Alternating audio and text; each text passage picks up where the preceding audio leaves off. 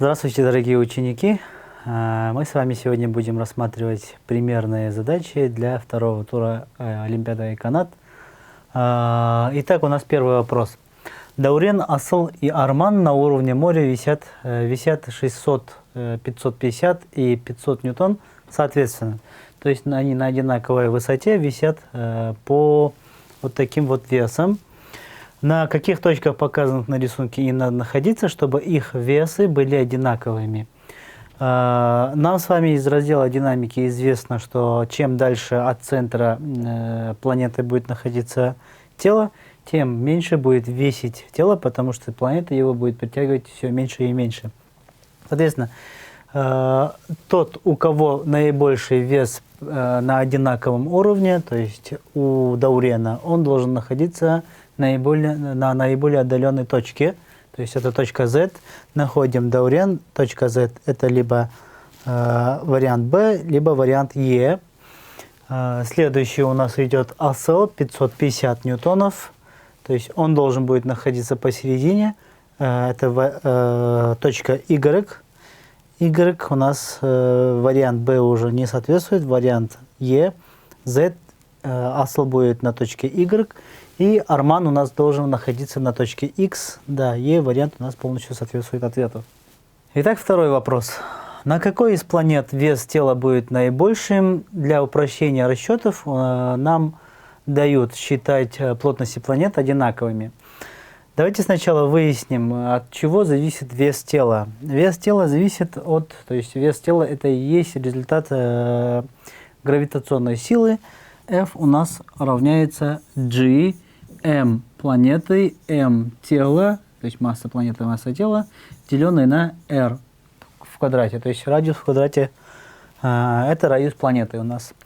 Давайте выясним теперь, от чего зависит у нас в данном случае вес.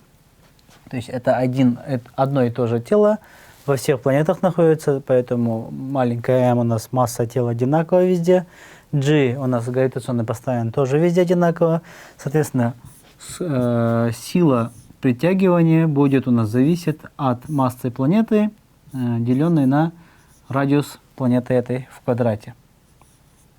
Теперь давайте подумаем, от чего зависит сама масса. Ну, мы для упрощения расчетов будем считать, что планеты это идеальные сферы, соответственно, масса любого тела равна.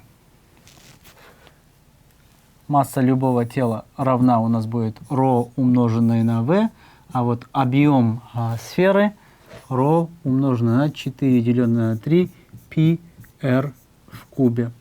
Если подставить сюда, тогда получается f у нас пропорционален ρ умноженное на 4 деленное на 3 умноженное на π умноженное на r в кубе деленное на r в квадрате. Сокращается. Итого у нас остается ρ умноженное на 4 на 3 умноженное на π умноженное на r. Получается, плотности у этих планет одинаковые. 4 на 3 везде одинаково получается. π тоже константа. Зависит сила притягивания от радиуса. Получается, чем больше радиус, тем больше силы притяжения. Возвращаемся к вариантам ответов. У нас получается планета с самым большим радиусом. Это в варианте С. Следующая задача. В таблице приведены массы и объемы тел А, Э и Б. В общем, у нас есть три тела. Даются массы, даются объемы. Определите связь между плотностями тел, пользуясь данными из таблицы. Ну, нам нужно будет просто находить плотность каждого тела по отдельности. Нам не обязательно переводить в килограммы и кубические метры, то есть в систему Си, потому что все единицы даются в одинаковых единицах измерения. Соответственно, можем просто найти плотности. ρ равно m деленное на v. Допустим, для тела А, ρA будет равно 50 деленное на 100, это 0,5. Я единицу измерения не буду пока писать. ρE у нас будет равно 150 деленное на 200. Это у нас получится 0,75. И ρB у нас равно тоже 150 граммов, деленное на 100 кубических сантиметров. Это получится 1,5 грамм, деленное на кубические сантиметры. Соответственно, у нас B наибольшее, 1,5. Здесь исправлю немножечко.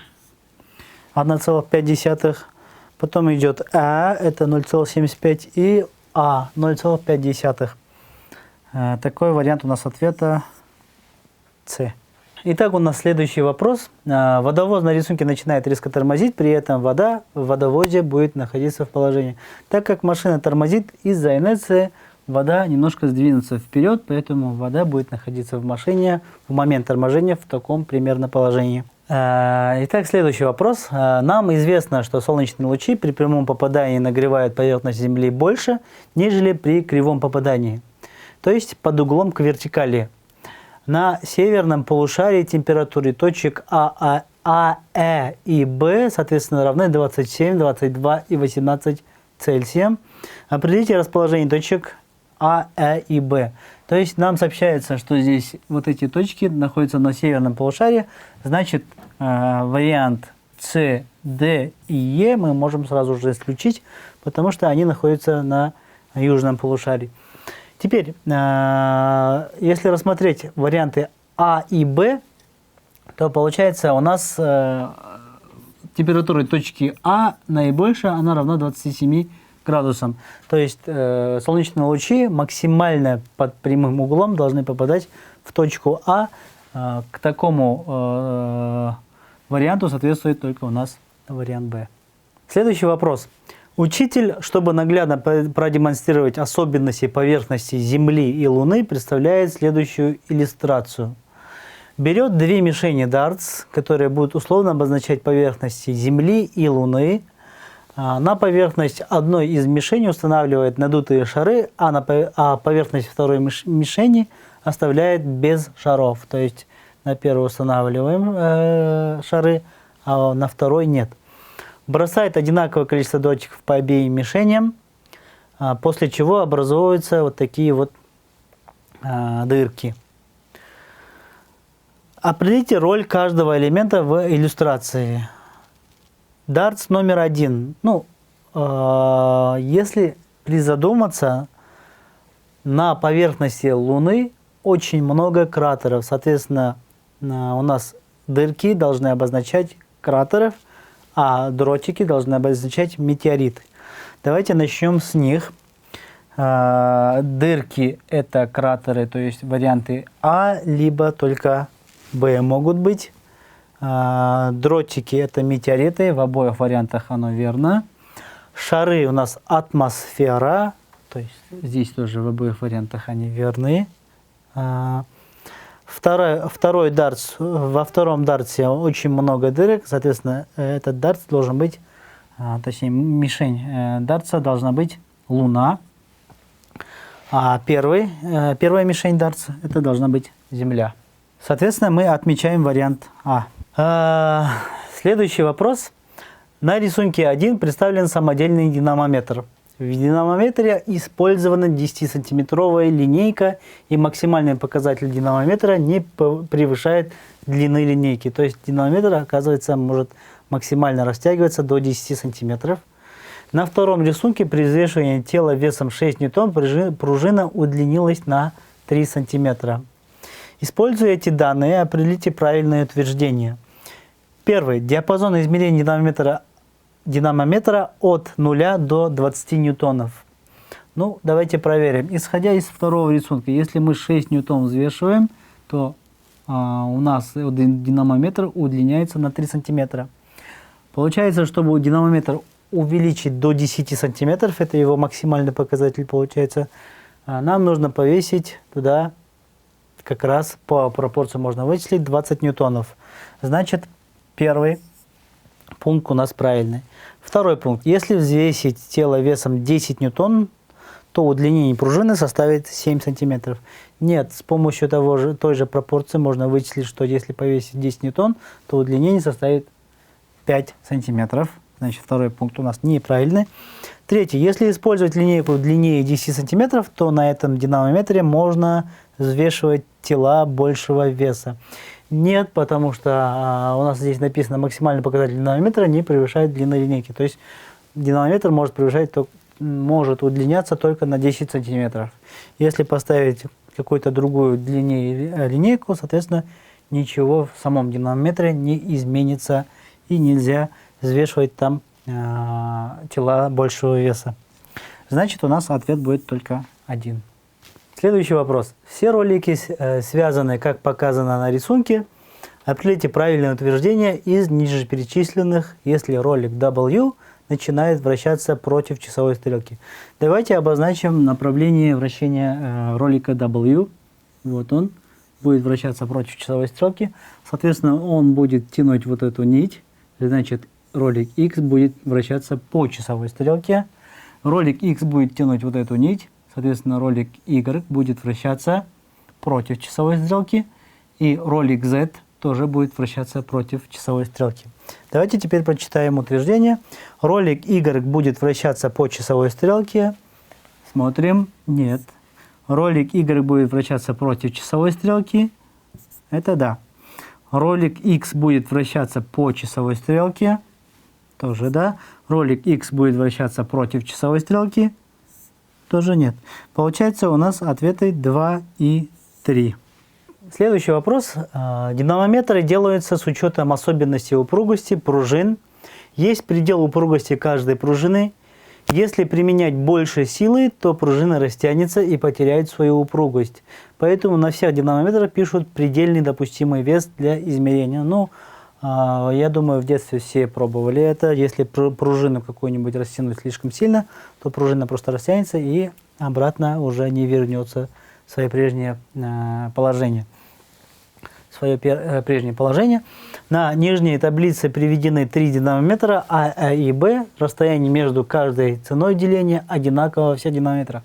То есть это означает, что если представить динамометр, ну, грубо вот в таком виде, есть у нас 3 динамометра, у них разные цены деления, но расстояние между ценами деления получается одинаково. Есть таблица, к таблице мы чуть позже вернемся. Используя данные в таблице, определите правильное утверждение из ниже перечисленных. Первый пункт. Можно с помощью любого динамометра измерить вес 10-ньютонного тела. То есть, если тело будет 10 ньютонов, то в первом пункте говорится, что можно это тело, вес этого тела измерить с помощью любого из 3 динамометров. Давайте проверим.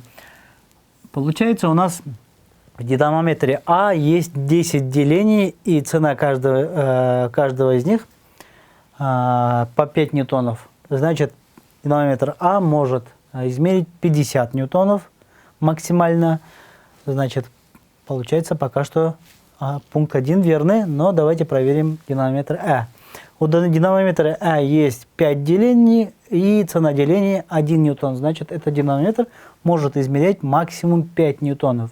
Значит, первый пункт, он неверен. Второй пункт. Динамометр А способен измерить максимальный вес. Мы А, и проверили, давайте проверим теперь Б. В динамометре Б есть 10 делений, и цена деления 2 ньютона, значит, он может измерять максимум 20 ньютонов. Значит, второй пункт, он верный, потому что динамометр А у нас измерял 50 ньютонов. Третий пункт. Если на динамометрах А и Б взвесить по 5 ньютон на каждый, то удлинение пружины динамометра А будет больше.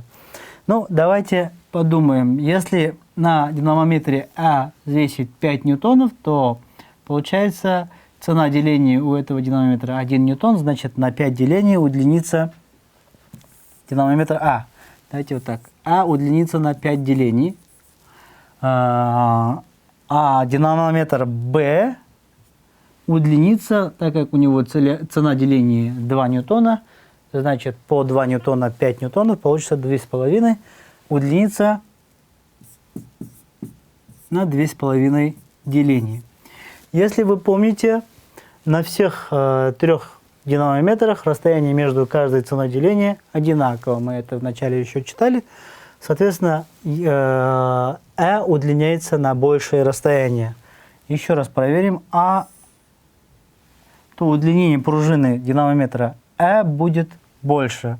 Получается, третий пункт тоже правильный, значит, правильный ответ будет вариант С.